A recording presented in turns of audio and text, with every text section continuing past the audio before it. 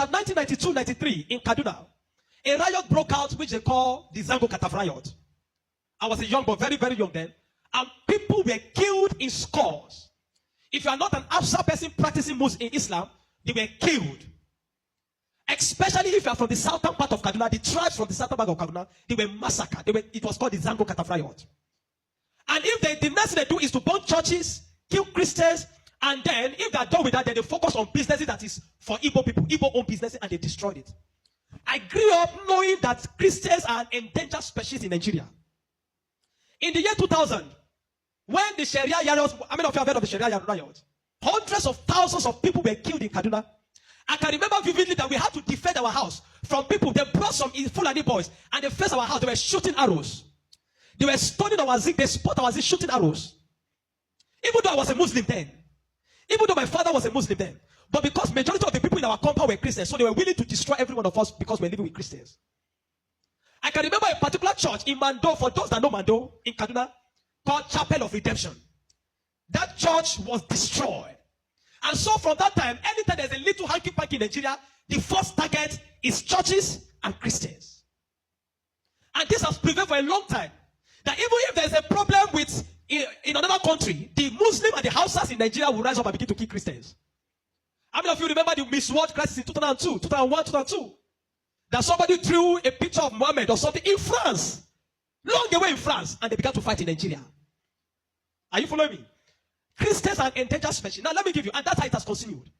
Scores have been killed, and they focus on regions where there is a mixture of both Christianity and Islam. If you look at states like Kaduna, state like Plateau State, state like Nasarawa, state like Taraba, state like Benue, state like Bauchi, state like Gombe, state like Borno. These are places where they focus on because they intend to eliminate every living Christian in that place. Anybody that debunks it is a total lie because I have grown and lived in the north. I've spent 80 to 80% of my life in the north, so I understand this thing. Several times, I cannot forget the Sharia riot. We were running for our lives. Even though we are Muslims, but we're still running because as far as you are not of that ethnic group, practicing what they practice, you are a victim. You can be burnt alive. Many of us saw human beings that were burnt alive, like roasted like yam. And it has been going on for a long time. The genocide against the Christian faith. Are you with me? Many years ago, in Kano State, a man was beheaded. And anything they talk about, he said blasphemy. And guess who was the person that led it? The man called Sanusi, Lamido Sanusi, was the one that led him on. And they beheaded him, they killed the Igbo man. They killed him and they put his head on the stake and they were using it to parade the city. You will understand of a woman also that is an evangelist. Evangelist Eunice that was preaching about 2016 or 18 in Abuja. And they killed her. We cannot talk about a young girl called Deborah Samuel that was killed. I schooled in Jos, and for years, the people of Plateau have been massacred.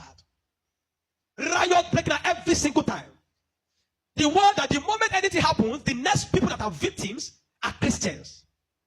And it is unfortunate that all these years, the government have not been able to do anything about it. But the agenda is deep. Are you with me this morning? Why am I saying? Because I don't want us to be an ignorant people. If we are ignorant people, they will control the narrative. And these days, let me tell you this truth. God will not come and fight for you. Remove that thing from your mind. If Christians don't rise up, pray from now till tomorrow. God is not coming to fight for you. Are you with me? Now, in the year 2009, Boko Haram started. Boko Haram started because of a section. It was a political movement. They created Boko Haram as a political talks to bring confusion into the government of Goodluck Jonathan.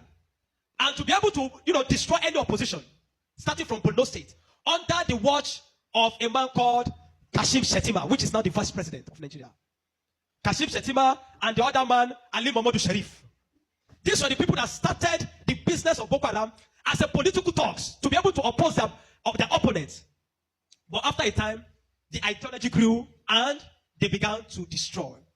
Now, it became a problem and they began to use it to destroy, bombing here and there. In 2009, 2010. As of 2010, a man led a meeting in Jos. Are you with me? He led a meeting that they were going to annihilate Christians within the locality of Plateau, Borno, Plateau, Bauchi, Kaduna, and Nasarawa. And he said they are going to perform jihad. They will bring jihad and they will go to kill that. If the Islamic leaders are not willing to lead them, he is ready to lead the movement. I have the minute of that meeting in my phone presently. Guess who is that person? Issa Pantami, that was the former minister of communication under Buhari's regime. And several times, these are people that are terrorist sympathizers. And that is why the Nigerian army have not been able to win the war against the terrorism. Because people have, the terrorists have infiltrated the Nigerian ranks, the army ranks, so they cannot win the war. That said, Osama bin Laden was a better Muslim than he is. He was sad when Osama bin Laden was killed. And he has said it several times that Boko Haram should not be killed. He said they are their Muslim brothers. How do you win a war against terrorism? Where there are people high in government that are sympathizers to terrorism. How do you win that war? Now, there are 4 categories of insecurity or people that are causing insecurity. Number 1, you have Boko Haram. Number 2, you have bandits. Number 3, you have Fulani herdsmen. Now I'm going to show you how they are connected. Many people don't know.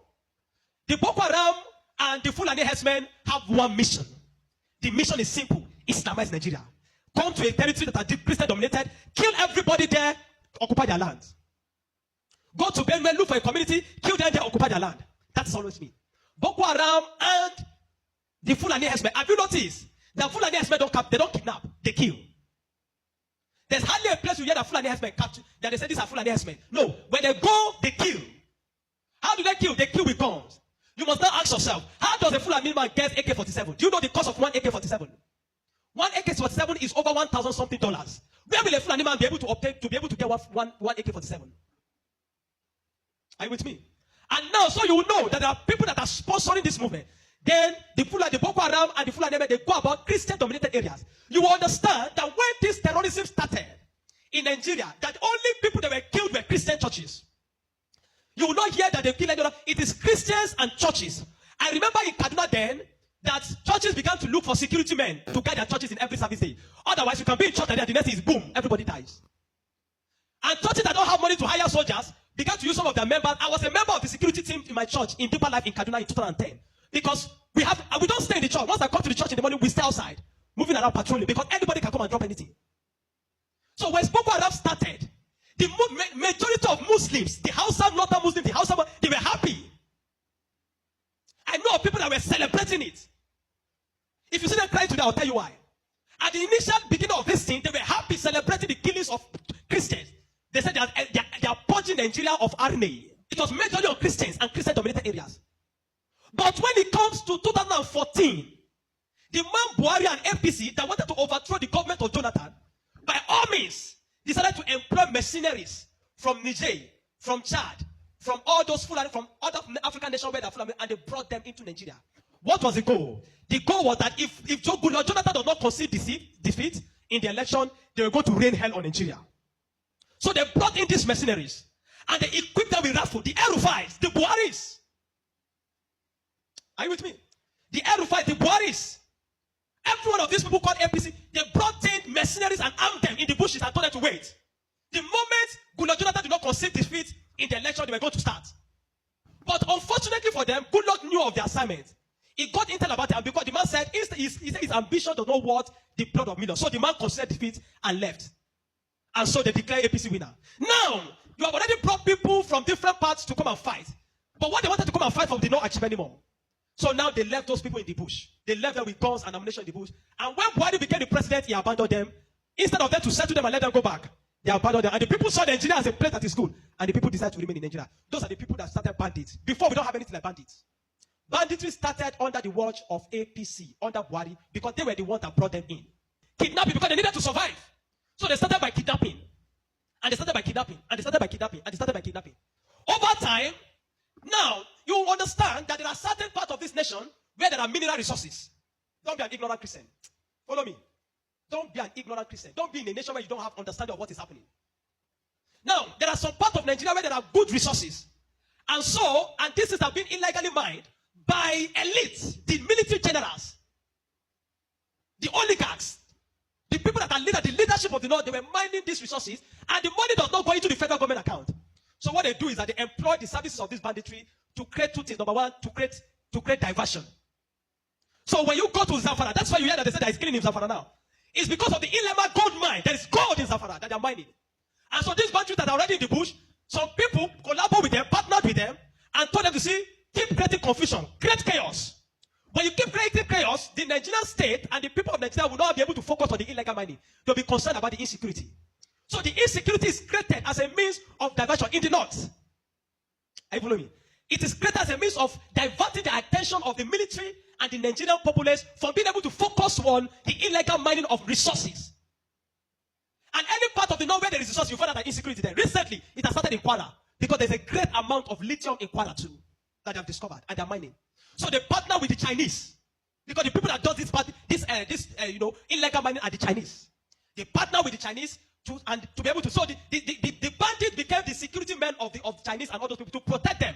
So that while they are mining, they can begin to cause chaos. Because while the people are mining and they are causing chaos, kidnapping, nobody will be able to focus on what the Chinese are doing and those people illegal mining. Every single day to this moment, I'm telling you, they are mining in those places. And they will take it to an airfield in the bush and fly it out of Nigeria. They are making billions of dollars from it every day while people are being killed. That is why you now hear that Muslims are saying that they are killing Muslims too. What you have, it is what Buhari created. The APC-led administration created. The banditry they created is what is affecting the North now. Because the people they brought to come and kill Nigeria in 2015 did not succeed because good luck relinquished power to them. And now the people have become thugs. They have become tools to be used in the hand of men that are using them to secure their illegal gold mines. And that's why you kill them. That's why you hear that they say they are killing Muslims. Now, the Christian persecution and genocide has been there. So you find out that the other part, the Muslim and the Fulani men keep going around killing in all those parts. And the Christians and the churches have been silent for too long. This evil has prevailed in Nigeria because the righteous men have been too quiet. If we're ever going to win against insecurity in Nigeria, Nigeria must put two things Nigeria must do. Number one, Sharia law must be completely abolished in Nigeria. Because Nigeria is not an Islamic state. Why will Nigeria, some part of Nigeria, be practicing Sharia? The law guiding them, the constitutional law, that believe that if somebody deserves to die because he speaks against his God. Can an Hausa man insult Jesus and I kill him for insulting Jesus? But somebody believes when you speak against Muhammad, you deserve to die. How do you live in a country with somebody that has that kind of mentality? The military have become complicit. They are compromised. Nigerian military cannot win this war. 20 years from today, I'm telling you, 20 years from today, this thing of insecurity will not end because there are people that are enjoying it, benefiting from it, and reaping from it. If Nigeria want to win this war, partner with America. Let them come and militate. I'm not sure I've seen that in Kano yesterday, some people were protesting that they don't want America to come. Because they believe what they have been told is that if America is coming to kill Muslims, and the man says he wants to come and kill terrorists, but they are protesting.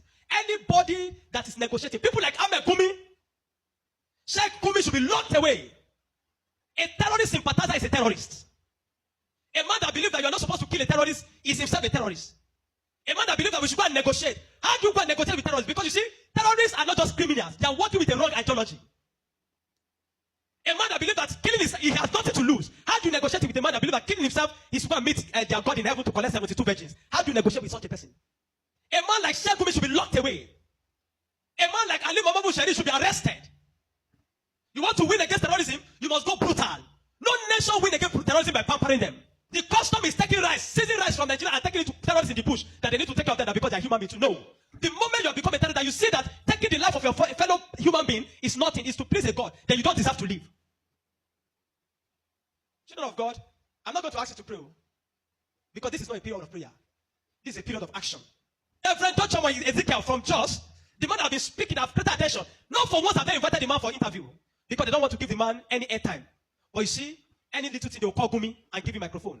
Gumi, they are inviting Gumi up and down. The media is complicit. The Nigerian military are complicit. You can't win war with this Nigerian army, not because they don't have the capacity, but because they are compromised. Buhari created banditry. The people like Gumi and the rest of them, they are the people that facilitated the idea of Boko Haram. And today, some of them are your leaders in government. Some of them, most of them are moving free. Not one have been arrested. Kabiru Sokoto that bombed Nyanyan in 2011. When they rearrested him, guess where they got him? In the house of Shetima in Abuja. What is he doing in the house of Shetima if Shetima doesn't know him? But today, Shetima is your vice president. How do you win a war where terrorists are ruling you? Where terrorist sympathizers are moving around? This is not a period to say we are praying. No! This is a period of wisdom. This is a period of action. Churches in the south have no idea. They sit in their cozy churches with us employing them. They don't know what it means to be in the north. They don't know what it means to be running for your life. That every Sunday in the church there in Kaduna, when they say let us pray, everybody's praying with one eye open. Because you don't know God might go up at any time in the church. The Nigerian church must rise up. There's an agenda. And if you read the minutes of that meeting in 2010 led by Isa Patami, you will not believe it. I have a recording of his messages. Where's appealing? Where he said, why would they be killing their people? He said, why would they be killing his Muslim brothers, referring to Boko Haram as their Muslim brothers? How do you win with such a people in government? And that guy was a minister under Buhari for 8 years. Do you know what I'm telling you this morning? You are in Nigeria. If you are not aware of what is happening around you, in a short time, one day your calamity will just come. You will not know how. Are you with me?